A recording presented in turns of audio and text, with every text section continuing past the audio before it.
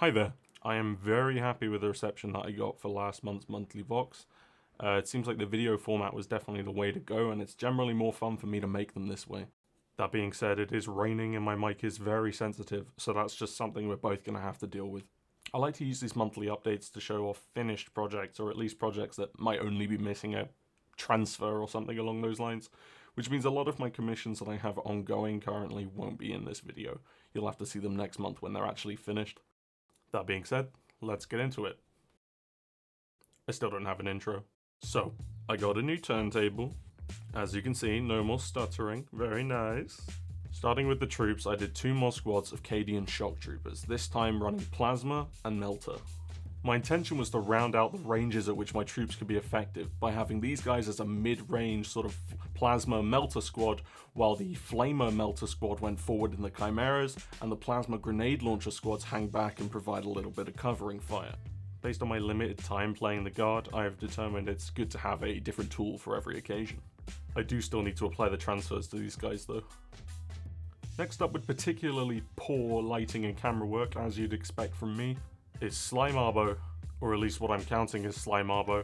I built this dude out of random bits I found in my bits box, including, I think, the regimental standard bearer of the command squad, a head off of one of the scions in the Taurox kit, and just a few other bits and pieces. The Ripper pistol he has is actually a shortened drum-fed autogun that you'd find on a Cadian shock sergeant, and the sword, or his envenomed blade, is actually a power sword with a Space Marine dagger knife thing stuck on the end.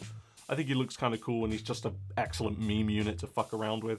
Last week I used the Vicious Trap stratagem against a knight, and he ticked all 3 boxes, so it took 2d3 mortal wounds, and it blew up. It was pretty great. Speaking of Tauroxes, Tauruses. Speaking of Tauruses, no. Speaking of Tauroxen, I was able to grab one in a trade. I can't actually remember what I traded for it. I think it was some Necrons or something, but it was a pretty good get. I think it'll be fun to use as a supplementary transport alongside my Chimeras, and gives my mechanized regiment a little bit more to play with. I chose not to put the second exhaust stack on it because I kind of like the asymmetry of it, and I think it's a little bit more nifty that way. It's a little bit more personal. I definitely didn't just lose the piece under my desk and couldn't be asked to go crawling around on my knees for it. Tonight will be my first time using this bad boy, so I'm hoping that the autocannons can do some work and it can really stretch that movement as well. Since the Chimera is a little bit slower, but obviously makes up for it in toughness, which is totally fair. As long as it can get me up the table and those autocannons can blink off a couple Marines or something. I'm also happy to say I finally got a Manticore. It's such a cool unit. Doesn't perform that great without the full payload from back in the day, but it's still pretty cool.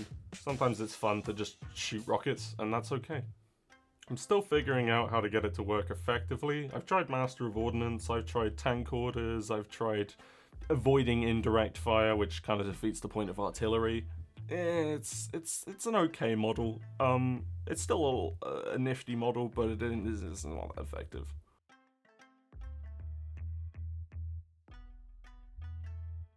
And of course, the cheese in every Guard player's pasty, the humble Leman Russ.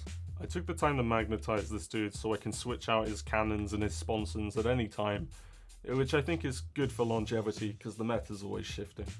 Everyone seems to be jacking it over the Executioner cannon right now, which is fair, it's a solid weapon.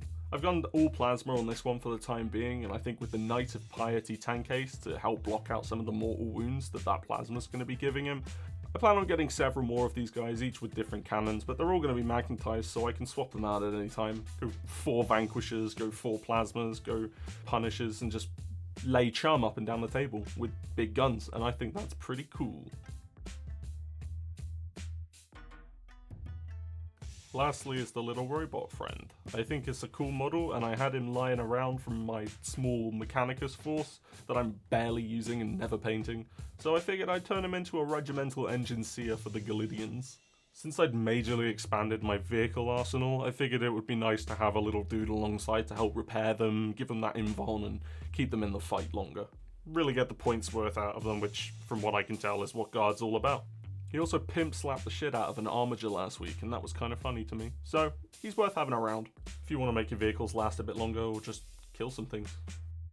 So that's it. This is everything I've finished this month. I've got a few commissions on the go, so I haven't had too much time to get my personal projects done.